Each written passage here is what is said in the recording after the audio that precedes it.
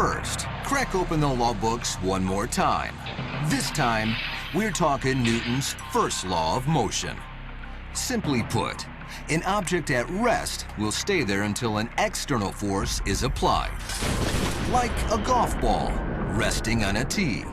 When a driver smashes into it, hello, external force.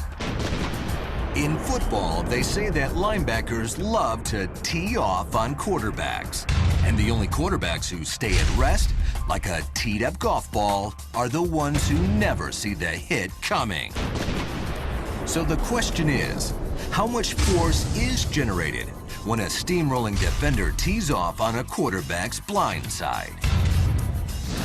To find out, we brought in the most powerful external force we could find. NFL All-Pro linebacker, Joey Porter.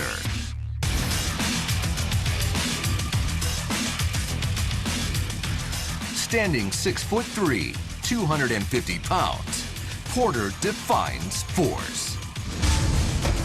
For our object at rest, we call back the toughest guy we know, our resident piñata, Crash.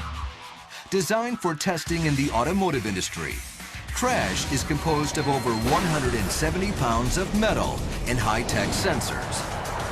Whatever you can dish out, this guy can take it. Specifically for you today, we want to see how tough you are, so we're able to put a sensor right in the back. Measure the force going in this direction, that direction, and the vertical direction. The other thing we have are angular rate sensors in the head itself, so we'll be able to see exactly how fast the head whips back. It's very much like a whiplash action. Now, typically in a rear impact car crash that we simulate, we're going to hit this guy at about 12 miles an hour from behind. Did you generate that much speed? 12 miles per hour? Yeah. I think we got that.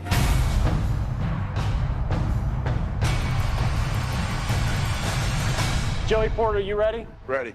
We're going to finally find out how much force is generated from the blindside hit. Let's do it. We need a big hit from you.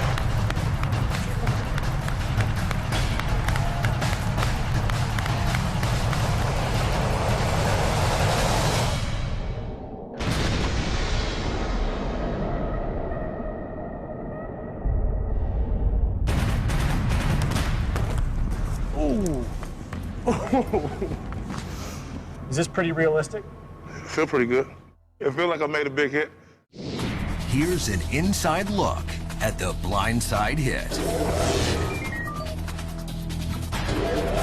As Joey slams into his target at about 14 miles per hour, he delivers 1,160 pounds of force. That's the same amount of force as getting kicked in the back by the hind leg of a raging bull.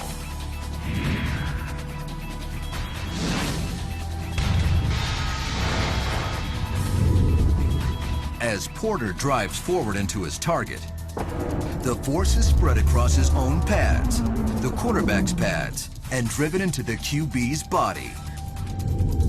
The power surges through the dense muscle layers and into his spine. The backbone bends backwards, accelerating like a whip cracking and causing an unnatural motion in the head and neck. The result? Whiplash. And the force increases by the time it reaches the head. The reason a quarterback can sustain a hit like this is because the spine does flex. But what would happen if the spine didn't flex? What if it was rigid, like concrete? To put the Joey Porter hit in more concrete terms, we brought in the world's best concrete breaker, Paul Pumphrey. Paul's the two-time world breaking champion, with the same height and weight of Joey Porter. Paul crushes concrete with the same force that Joey uses on football players. Right here is what we call a shoulder ram. We've got 20 slabs of concrete stacked up vertically. So we're going to take the energy and drive it. Normally, you know, we take our stacks and drive down. We're taking this horizontally across, which is totally changing up the whole law of physics and everything. Man versus concrete as opposed to man versus man. We'll see who wins.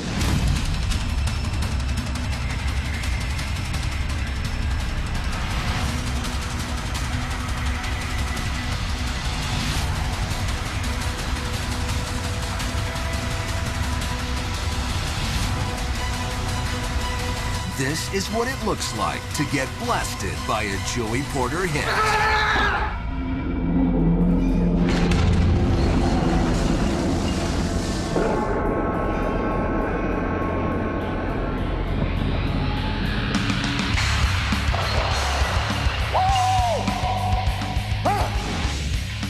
If I was on the football field, I would compare this to a tight end coming across the flat, and I'm running full speed, and I slobber knock the snot out of him and bend his face mask. That right there is a football tackle. You don't want to get tackled by me. What does all this mean? A spineless quarterback won't last long in the NFL. And a hit from Joey Porter makes our crash test dummy wish he was back at his cushy day job. The bottom line, the blindside hit moves up our list of the hardest hits in sports. Coming up, we've got the pedal to the metal, and we're driving right down the middle of Payne Street. It's all coming up when Sports Science Hardest Hits returns.